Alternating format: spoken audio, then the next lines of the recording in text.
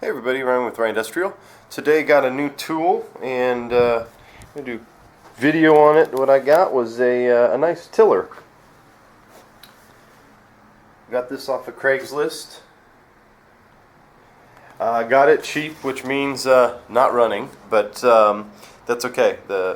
These have been hard to come by. Anytime somebody has it on for a very reasonable price, they seem to go quick unless you're the first person to call, which fortunately I was this time.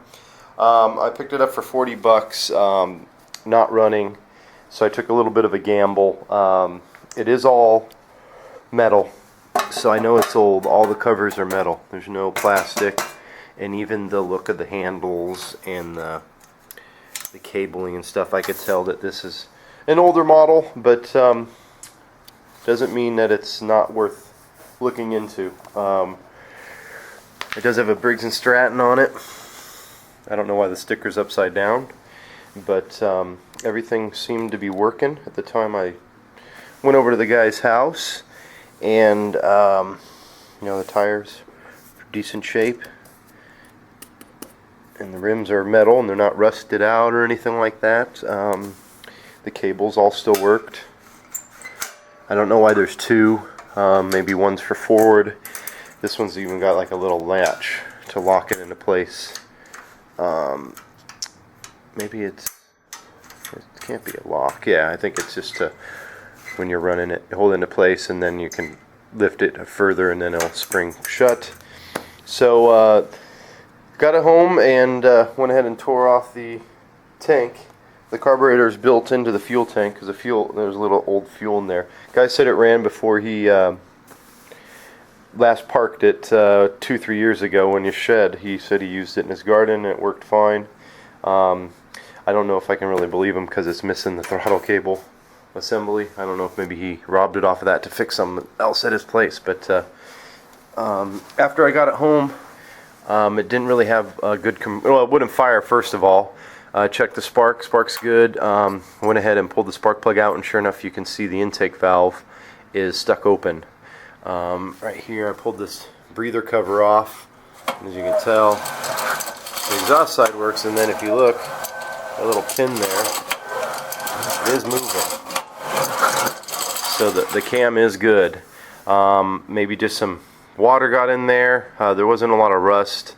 It is actually aluminum, so there wouldn't be any rust. There would be rust on the valve, but there wasn't any rust, so I'm thinking maybe just old fuel got in there. The way these carbs are is just sort of a terrible design.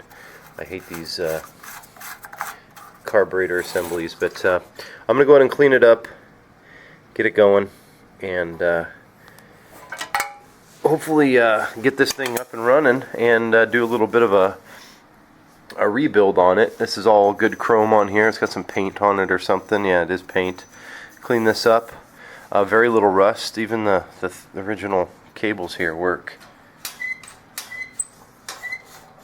Now this roller's damaged and stuff, so I'm gonna get the engine running first, and if that looks okay, even if it's a little smoky, I'd be willing to put a ring kit in this. It's not that expensive, so this Briggs & Stratton, there should be tons of parts available pretty easily online.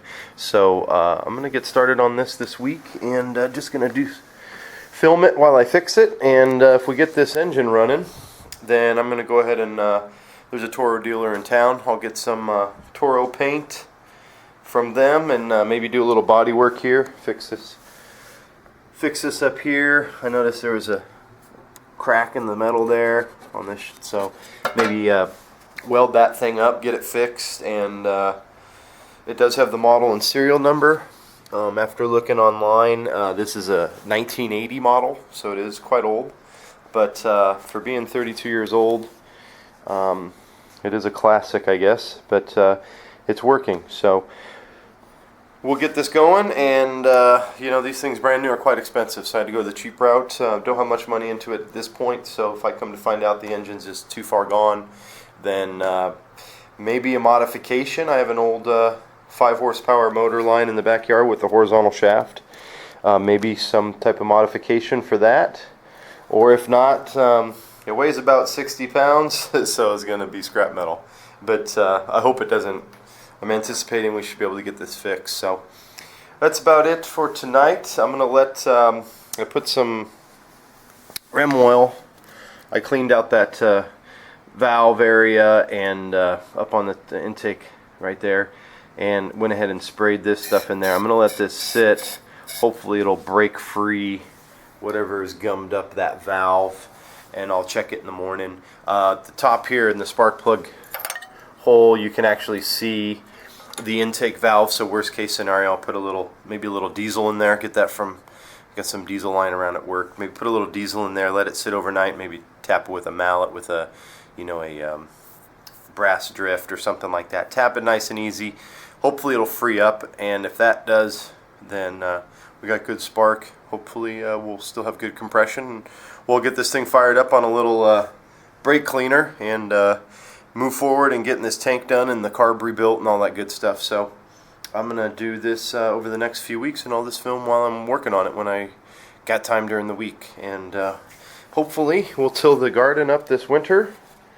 We'll be good to go. So that's what we got going on, and